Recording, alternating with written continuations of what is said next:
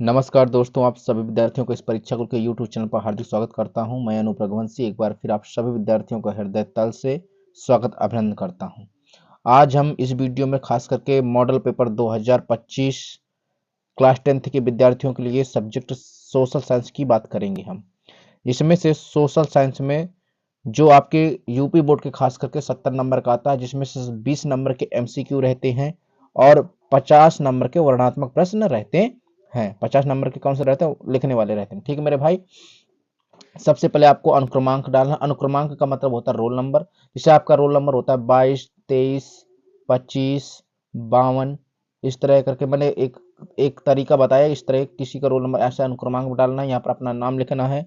और ये पेपर जो है 830 जेडी कोड है और 2025 समाज विज्ञान के हम पेपर की बात करेंगे। इसमें सबसे पहले 20 नंबर के एमसीक्यू रहते हैं और वर्णनात्मक प्रश्न रहते हैं। वर्णनात्मक प्रश्न जो रहते हैं आपके पास, पहले लघुत्तरी वर्णनात्मक प्रश्न रहते हैं, फिर आपके दीर्घोत्तरी वर्णनात्मक प्रश्न रहते हैं। वर्णनात्मक प्रश्न जो लघुत्तरी वाले होते हैं वो 80 शब्द के होते हैं। कितने आपको 80 वर्ड लिखने होते हैं? 80 वर्ड लिखने होते हैं। और जो दीर्घोत्तरी वर्णनात्मक प्रश्न होते हैं आपको 150 वर्ड उसमें लिखने होते हैं। ठीक मेरे भाई, अगर आपको ये वीडियो अच्छी लगे तो वीडियो को लाइक कर देना, चैनल को सब्सक्राइब कर लेना, बेल आइकन प्रेस कर देना। मैं इस वीडियो में पूरा इस मॉडल पेपर का सॉल्यूशन करवाऊंगा, एक एक करके वर्णनात्मक प्रश्न और द्विगुत्रीय प्रश्न जो वर्णनात्मक प्रश्न होते हैं वो भी करवाऊंगा मेरे भाई। इस वीडियो को ज्यादा से ज्यादा शेयर करना, दोस्तों को सेंड करना। पूरे यूपी बोर्ड के पूरे सेट के मॉडल पेपर करवाए जाएंगे, ध्यान देना।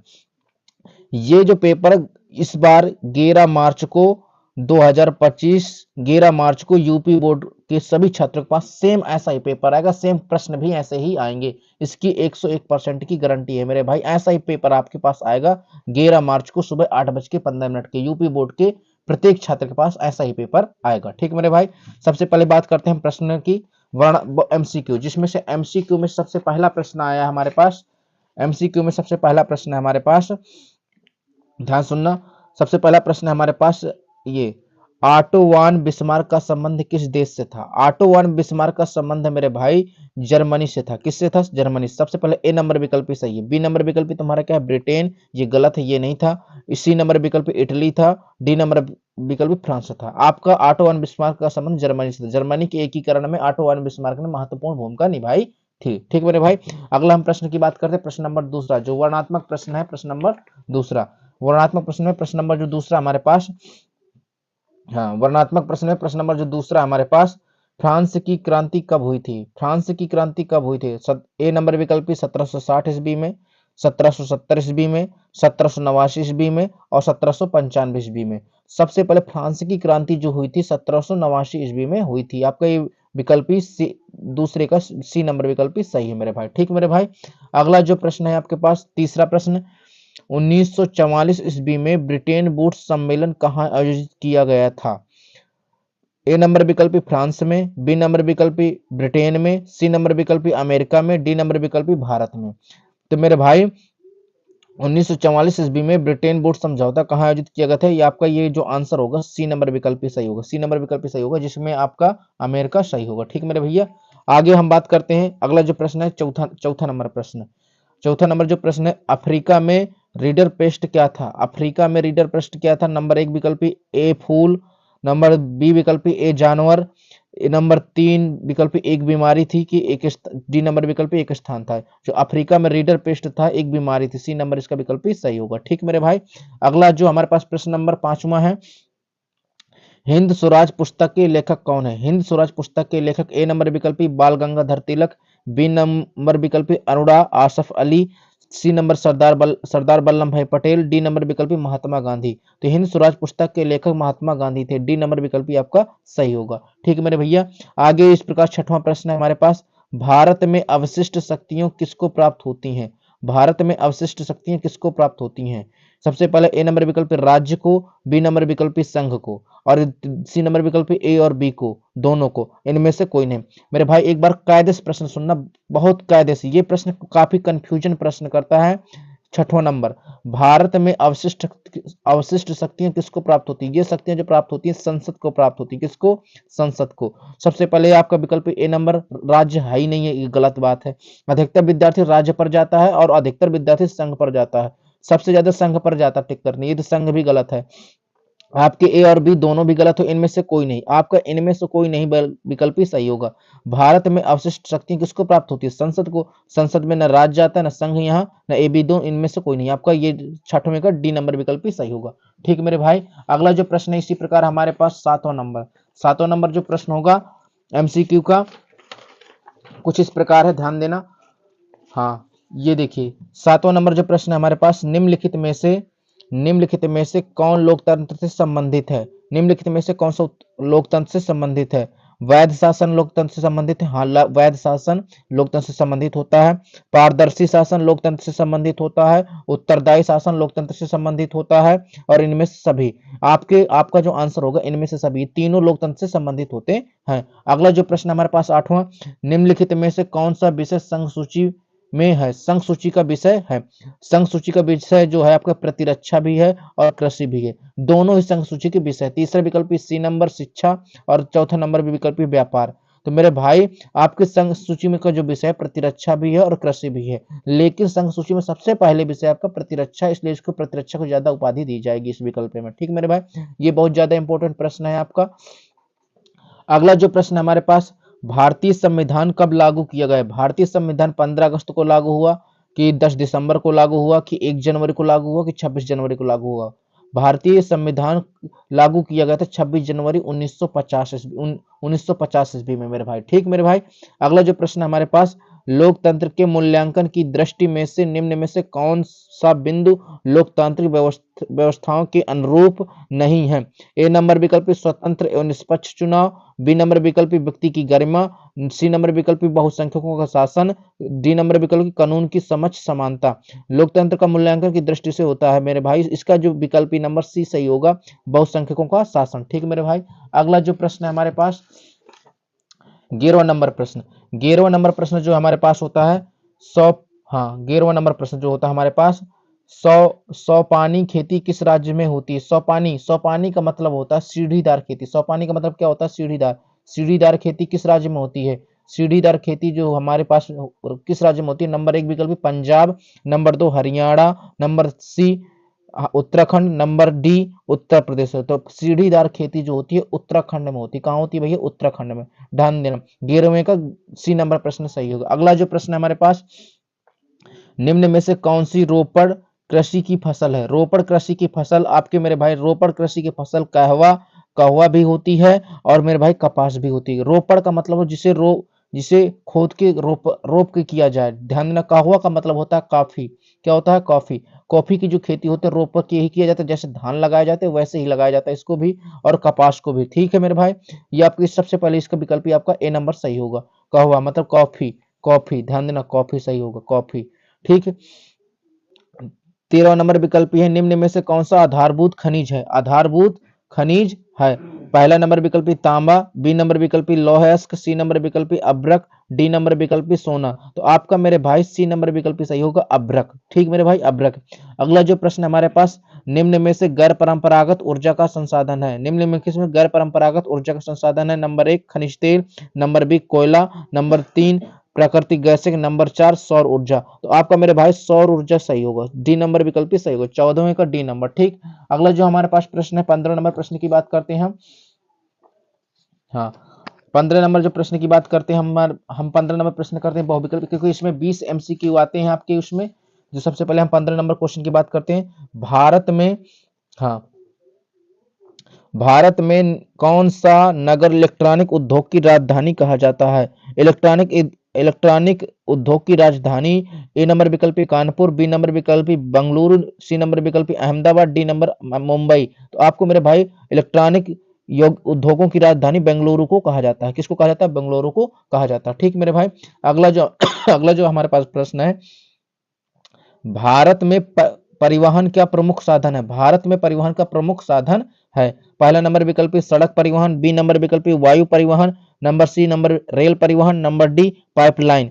सबसे पहले भारत में परिवहन का प्रमुख साधन होता है सड़क परिवहन। आपका 16 का ए नंबर सही हो, सड़क परिवहन। ठीक मेरे भाई, अगला जो हमारे पास प्रश्न है 17 नंबर विकल्प, औद्योगिक क्रियाओं में औद्योगिक क्रियाओं को किस आर्थिक क्षेत्र के अंतर्गत रखा जाता है?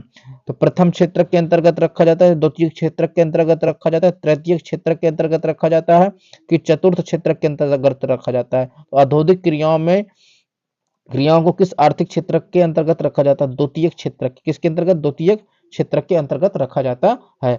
अगला हमारे पास नंबर 18वां नंबर विकल्प है, मानव विकास सूचकांक 2018 के अनुसार किस देश की स्थिति उच्चतम स्तर पर है? तो 2018 के अनुसार किस देश की स्थिति उच्चतम स्तर है? भारत की। किसकी है मेरे भाई? भारत की। अगला जो हमारे पास विकल्प है 19वां नंबर विकल्प, कितना, कौन सा? 19वां नंबर। 19वां नंबर जो विकल्प है हमारे पास, राष्ट्रीय राष्ट्रीय उपभोक्ता दिवस कब मनाया जाता है? राष्ट्रीय उपभोक्ता दिवस कब मनाया जाता है? ए नंबर विकल्प 24 नवंबर को, बी नंबर विकल्प 5 अप्रैल को, सी नंबर विकल्प 24 दिसंबर को, डी नंबर विकल्प 22 फरवरी को। तो आपको राष्ट्रीय उपभोक्ता दिवस जो मनाया जाता है 22 दिसंबर को मनाया, नहीं 24 दिसंबर को मनाया जाता है। किस दिवस? 24 दिसंबर को। ठीक मेरे भाई। अगला जो हमारे पास प्रश्न है, बहुराष्ट्रीय कंपनियों के द्वारा निवेश का सबसे सम्मान मार्ग है। बहुराष्ट्रीय कंपनियों के द्वारा निवेश का सबसे सम्मान मार्ग है, नंबर 1 नए कारखानों की स्थापना, नंबर बी स्थानीय कंपनियों को खरीदना, नंबर डी स्थानीय कंपनियों के साथ साझेदारी करना, नंबर डी धन का निवेश करना। मेरे भाई आपका जो ये इसका 20वां प्रश्न का जो आंसर होगा बी नंबर होगा, स्थानीय कंपनियों को खरीदना। इस प्रकार से आपके 20 क्वेश्चन संपन्न हुए। ठीक मेरे भाई, आपने चिन्हित कर लेना, ये बहुत ही महत्वपूर्ण, बहुत ही मोस्ट इंपोर्टेंट मॉडल पेपर है ये सामाजिक विज्ञान का, जो यूपी बोर्ड के लगभग 2 से 3 सेट में यहाँ से ऐसे प्रश्न मिल लेंगे, लगभग 50% आपको जो यूपी बोर्ड का जो पेपर आने वाला है। ठीक मेरे भाई, अब हम बात करते हैं खंडवा को शुरू करने से पहले एक बार मैं रिक्वेस्ट करूंगा आपसे, विनम्र निवेदन है मेरे भाई कि आप वीडियो बनाने में बहुत मेहनत लगती है, नोट्स तैयार करने में बहुत मेहनत लगती है, तो इसलिए कहता हूँ इस वीडियो को ज्यादा से ज्यादा लाइक करना, कमेंट करना और दोस्तों को जरूर शेयर करना। यूपी बोर्ड के हम कम से कम हर एक सब्जेक्ट के 5 मॉडल पेपर करवाएंगे, उसमें से कम आपसे 90 से 95% पेपर फंस जाएगा लगभग मेरे भाई। इसलिए कहता हूं इस वीडियो को ज्यादा से ज्यादा दोस्तों को शेयर करने की बहुत मेहनत लगती है, चैनल को सब्सक्राइब जरूर कर लेना। ठीक मेरे भाई, अगला हम बात करेंगे खंडवा में वर्णात्मक प्रश्न फर्स्ट का मतलब होता है आपके मेरे भाई लघुत्तरीय प्रश्न आएंगे, जिसमें से आपको निम्न प्रश्नों के उत्तर प्रत्येक लगभग 80 शब्दों में लिखना है। इसका मतलब ये है मेरे भाई कि आपको 80 शब्द लिखने का मतलब है कि आपको एक पेज से कम 1-2 लाइन कम लिखना है। ठीक मेरे भाई, अगला जो हमारे पास प्रश्न है वर्णात्मक प्रश्न जो आपका 4 नंबर का आता है, 4 नंबर के रहते हैं, एक एक करके देखो है, जिसमें सबसे पहला प्रश्न है हमारे पास, भारतीय अर्थव्यवस्था पर आर्थिक महामंदी के पड़ने वाले 4 प्रभावों का उल्लेख कीजिए। 4 प्रभाव के बारे में लिखना है। ठीक, अब इसकी अथवा लगा है, चाहे ये वाला कीजिए चाहे अथवा के नीचे वाला प्रश्न कीजिए। वैश्विक आर्थिक महामंदी के कारणों का उल्लेख कीजिए, चाहे आप ये वाला कीजिए चाहे ये आर्थिक महामंदी वाला कीजिए। हम सबसे पहले आपको पहले वाले प्रश्न का आंसर करके दिखाएंगे। ठीक मेरे भाई, ये देखिए सबसे पहले एक विद्यार्थी ने एक कॉपी लिखी है, उसमें से सबसे पहले आपको सरल से सरल भाषा में इसका उत्तर आपको दिखाया जाएगा। ठीक, सबसे पहले इसी प्रकार लिखना होता है कॉपी में, खंडवा वर्णात्मक प्रश्न फर्स्ट प्रश्नोत्तर संख्या 1, जिसमें सबसे पहला प्रश्न का उत्तर है आपके मेरे भाई कि 1929 की महामंदी के प्रभाव 1929 महामंदी के प्रभाव पर भारत भी पड़ा। इस महामंदी ने भारतीय अर्थव्यवस्था को फौरन प्रभावित किया। नंबर 1, 4 प्रभाव लिखने थे। नंबर 1, 1928 से 1934 तक के बीच में गेहूं की कीमतें तेजी से 50% तक कम हो गई। ये पहला प्रभाव, कम हो गई, ये पहला प्रभाव था। दूसरा प्रभाव क्या था? इस महामंदी के प्रभाव से शहरी पर कम एवं किसानों पर ज्यादा, काश्तकारों पर अधिक प्रभाव पड़ा। शहरी भारत के हालात तो ठीक थे। तीसरा नंबर कारण यहां से, इस महामंदी के बाद उन्हीं लोगों के हालात ठीक नहीं रही जिनकी आय निश्चित थी उनकी हालात ठीक नहीं रही। 3 नंबर प्रभाव। चौथा नंबर प्रभाव यहां से, इस महामंदी का प्रभाव किसानों पर अधिक पड़ा और अंग्रेजी लगान वसूली में ढील नहीं दे रहे थे। इस प्रकार आपका मेरे भाई 4 प्रभाव डालवा दिए हमने। इस प्रकार आंसर लिखा जाता है। पहले प्रश्न का लघुत्तरीय प्रश्न है हमारे पास, आप इसकी शॉर्ट स्क्रीन ले सकते हैं, बहुत ही सरल भाषा में लिखाया गया है। ठीक मेरे भाई, अगले हम प्रश्न की बात करते हैं वर्णनात्मक प्रश्न जो दूसरा है हमारे पास। अथवा का प्रश्न आप अपने आप से कर लीजिएगा। अगर आपको नहीं आता तो आप इस वीडियो के नीचे कमेंट जरूर कर दीजिए, मैं आपको सरल से सरल भाषा में दिलाने का प्रयास करूंगा। ठीक मेरे भाई, अगला जो हमारे पास वर्णनात्मक प्रश्न है, हाँ अगला जो हमारे पास वर्णनात्मक प्रश्न है वो भी 4 नंबर का होगा। जो हमारे पास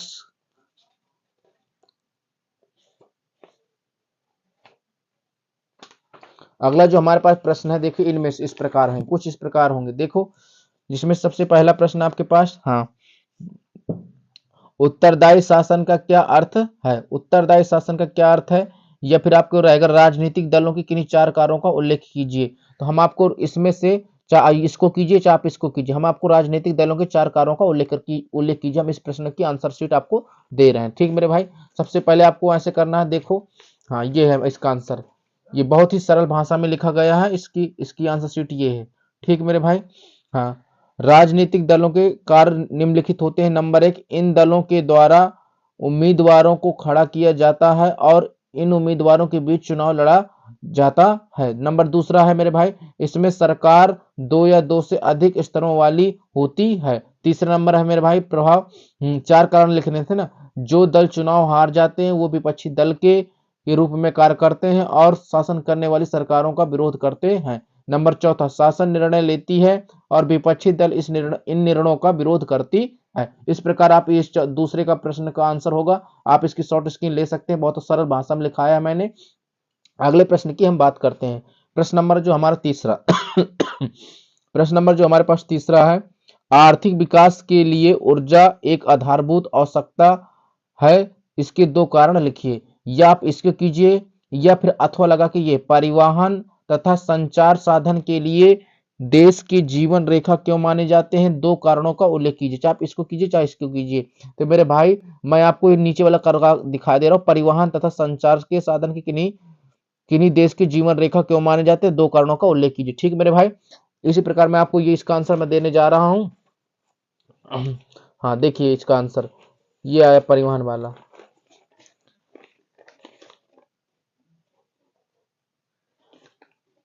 हाँ ये परिवहन, ठीक। इसी प्रकार आप इसका प्रश्नोत्तर संख्या डालेंगे, फिर अब ये लिखेंगे परिवहन तथा संचार किसी भी देश की जीवन रेखा में माने जाते हैं क्योंकि इसके 2 कारण होते हैं। नंबर एक कारण, परिवहन की सहायता से हम किसी एक स्थान तक कुछ ही समय में पहुंच सकते हैं तथा संचार के माध्यम से हम किसी दूर स्थित व्यक्ति से वार्तालाप कर सकते हैं। उदाहरण के लिए मोबाइल, डाक पत्र या यातायात के लिए कार, मोटरसाइकिल, स्कूटर आदि। संचार में व्यक्तिगत संचार हो तो हम 2 व्यक्तियों के बीच वार्तालाप है, जैसे मोबाइल फोन के द्वारा हम संचार के माध्यम से एक दूसरे से वार्तालाप कर सकते हैं। इसी प्रकार मेरे भाई 2 कारण पूछे थे, इसमें मैंने 2 कारण लिखवाए। आप मेरे भाई शॉर्ट स्क्रीन लीजिए बहुत अच्छे से, ऐसे ही आपको कॉपी में लिखना, तब आपको जाके 70 में 65 प्लस नंबर आएंगे सामाजिक विज्ञान में। ठीक, अगला जो हमारे पास प्रश्न है, अच्छे बाजार अच्छे बाजार के किन्हीं दो लक्षणों का उल्लेख कीजिए। अच्छे बाजार के किन्हीं 2 लक्षणों का उल्लेख कीजिए। ठीक मेरे भाई, अब जो हम प्रश्न करो इसका आंसर देखिए कुछ इस प्रकार आपको लिखना पड़ेगा अच्छे बाजार के बारे में। ठीक, इस प्रकार इसी प्रकार प्रश्नोत्तर संख्या चौथा डालना है। अच्छे बाजार के 2 लक्षण निम्नलिखित होते हैं। नंबर 1 हेडिंग क्या है? प्रतिस्पर्धा। इसमें व्यापारी तथा खरीदारी करने वाले लोगों के लिए उच्च गुणवत्ता वाले फल तथा सब्जियों को उपलब्ध होते हैं। उच्च गुणवत्ता वाले वस्तुओं का विनिमय होता है। इसके बाद हेडिंग डालनी प्रतिस्पर्धा, नहीं प्रतिस्पर्धा, हाँ पारदर्शिता। इसके बाद हेडिंग डालनी पारदर्शिता। ठीक मेरे भाई, इसमें व्यापारियों के वस्तुओं को उपभोक्ता के द्वारा अधिक कीमत प्रदान की जाती है और अधिक कीमत पर वस्तुओं को विनिमय होता है। पारदर्शी, ये आप 2 पूछा था हमसे अच्छे बाजार के 2 लक्षण, हमने 2 लक्षण दिखा दिए आपको कितने बड़े हैं। इसी प्रकार से आपको लिखना तो शॉर्ट स्क्रीन आप ले सकते हैं, बहुत ही सरल भाषा में लिखा, आपको बहुत जल्दी लर्न कर लेंगे। ठीक मेरे भाई, अगला जो हमारे पास प्रश्न है, हाँ अब जो हम प्रश्नों की बात करेंगे वर्णात्मक प्रश्न की बात करेंगे। किसकी बात करेंगे? वर्णात्मक प्रश्न। जो वर्णात्मक प्रश्न होते हैं मेरे भाई, आपके पेपर में 150 शब्द लिखने होते हैं। वर्णात्मक प्रश्न भी 6 नंबर का प्रश्न होता है। ये देखो यहाँ पर 3 6 नंबर के प्रश्न होते हैं, ये 6 नंबर के प्रश्न होते हैं। आपको 150 शब्द लिखने, 150 शब्द लिखने का मतलब है कि आपको मेरे भाई कम से कम आपको 1.5 पेज के ऊपर लिखना है। ठीक मेरे भाई, पहला प्रश्न, असहयोग आंदोलन के कारणों एवं उसके प्रभावों का उल्लेख कीजिए। असहयोग आंदोलन के बारे में क्या लिख दीजिए, अथवा भारत में राष्ट्रवाद के उदय होने के प्रमुख कारण क्या थे, क्या आप इसको लिख दीजिए। ठीक, तो हम सबसे पहले आप दो में से हम आपको ये वाला प्रश्न करवा दे रहे हैं, भारत में राष्ट्रवाद के उदय के क्या प्रमुख कारण क्या थे। ठीक मेरे भाई, हाँ, इसका आंसर कुछ इस प्रकार होगा। देख मैं तुम्हें आपको दिखा दे रहा हूँ, बहुत ही सरल भाषा में लिख के तैयार किए, बहुत मेहनत पड़ती है, इसलिए आप वीडियो को ज्यादा से ज्यादा लाइक कर देना, चैनल को सब्सक्राइब कर देना, क्योंकि ऐसे नोट्स बनाने में बहुत टाइम लगता है मेरे भाई। ठीक, हम अब आंसर की वर्णनात्मक प्रश्न 2 की बात करते हैं, जिसमें बहुत ही द्विघुत्री प्रश्न होते हैं जो 6 नंबर के होते हैं। अब हम उनकी प्रश्नों की बात करते हैं। देखो, सबसे पहले हेडिंग डालना है राष्ट्रवाद।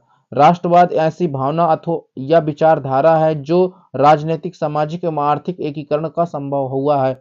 18वीं शताब्दी तक मध्यम वर्ग का उदय नहीं हुआ था, राज्य अलग अलग भाषाओं में कैंटेनों में बटे हुए थे। भारत में राष्ट्रवाद के उदय होने का प्रमुख कारण निम्नलिखित हैं। सबसे पहले मध्यम वर्ग का उदय।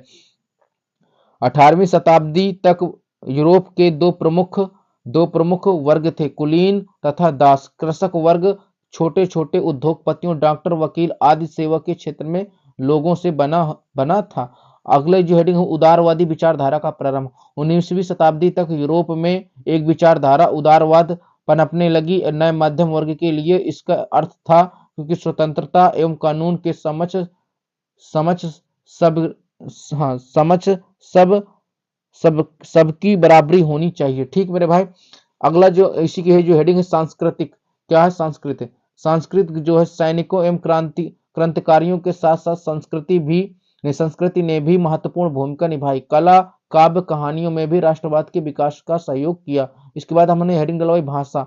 राष्ट्रवाद के विकास में भाषा ने भी महत्वपूर्ण भूमिका निभाई। पोलैंड में रूसी भाषा को लाद दिया गया। इसके सदस्यों ने भाषा को अपना हथियार बना लिया। इस प्रकार यदि आप आंसर लिखते हैं तो आपको देखो 6 में 6 नंबर मिलेंगे आपको। इसी प्रकार वर्णात्मक प्रश्न, द्विगोत्रीय प्रश्न में। ठीक, अगला जो हमारे पास प्रश्न है, हाँ अगला जो हमारे पास प्रश्न है मेरे भाई, वर्णात्मक प्रश्न है, संघवाद का क्या अर्थ है, इसकी प्रमुख विशेषताओं लिखिए। संघवाद का क्या अर्थ है, इसकी प्रमुख विशेषताएं लिखिए। चाहे आप ये वाला प्रश्न कर दीजिए, या मेरे भाई आप ये लिख दीजिए, अथवा में लिखा है लोकतंत्र शासन अन्य व्यवस्थाओं को बेहतर है, स्पष्ट कीजिए।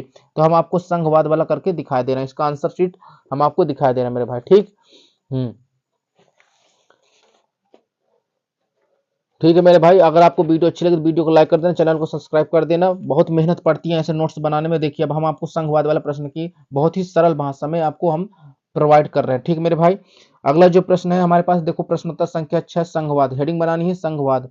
ठीक, संघवाद। संघवाद सरकार का एक प्रारूप होता है। संघवाद में संविधान के द्वारा प्राधिकरण और आनुवंशिकी इकाइयों से जोड़ा जाता है। संघवाद में संघीय व्यवस्था होती है। पहला नंबर 1, दो स्तरीय शासन। संघीय शासन व्यवस्था को दो भागों में बांटा गया है, जिसमें से संघ सरकार और राज्य सरकार के रूप होते हैं। ठीक मेरे भाई, इस प्रकार आप लिखेंगे तो आपको 6 में 6 जरूर नंबर मिलेंगे। अगले इसी प्रश्न को आगे अभी हमें, क्योंकि 150 शब्द लिखने होते हैं, 150 शब्द का मतलब होता है लगभग 1.5 पेज के आसपास लिखना है। इसी की हेडिंग है मेरे भाई अगली, कठोर संविधान। क्या है मेरे भाई, कठोर संविधान। कठोर संविधान, संविधान में संघीय व्यवस्था को बदलने एवं पुनः व्यवस्थित करना कठिन है, क्योंकि संविधान में इसका विभाजन 3 सूचियों में है, संघ सूची, समवर्ती सूची, राज्य सूची आदि। अगली जो हेडिंग हमारी, न्याय व्यवस्था। इसमें केंद्रीय राज्य के बीच कुछ भी विवाद होने पर इसको उच्च या सर्वोच्च न्यायालय द्वारा सही किया जाता है। एक दिए न्यायालय, इसमें सूचियों को भी अच्छी तरह से समायोजित किया जाता है। ये सभी कार्यों के अवशिष्ट सूचियों भी के अंतर्गत आते हैं। आपको इस प्रकार करना है, आप इसकी शॉर्ट स्क्रीन ले सकते हैं इस प्रश्न की। ठीक मेरे भाई, उस साइड की भी दे रहा हूं, आप सरल से सरल भाषा में इस प्रश्न को कंप्लीट कर सकते हैं, संघवाद वाला। आप इसकी भी शॉर्ट स्क्रीन ले लीजिए। ठीक, अब हम अगले प्रश्न की बात करते हैं। अगला द्विगुत्रीय जो हमारे पास प्रश्न है अगला।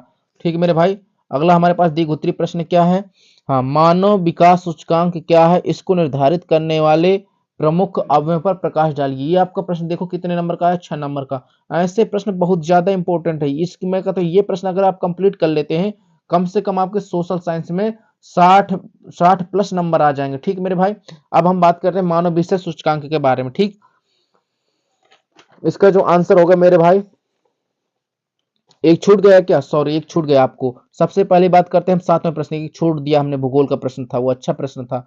मृदा अपरदन का क्या अर्थ है, मृदा संरक्षण के उपायों को समझाइए। ये भी देखो 6 नंबर का प्रश्न है, ये दो द्विगोत्रीय प्रश्न है। हम पहले सबसे पहले मृदा अपरदन क्या होता है, इसके मृदा संरक्षण के क्या उपाय होते हैं, ये वाला इस प्रश्न का आंसर हम आपको देंगे। ठीक मेरे भाई, सबसे पहले हेडिंग डालेंगे मृदा अपरदन, क्या डालेंगे, मृदा अपरदन।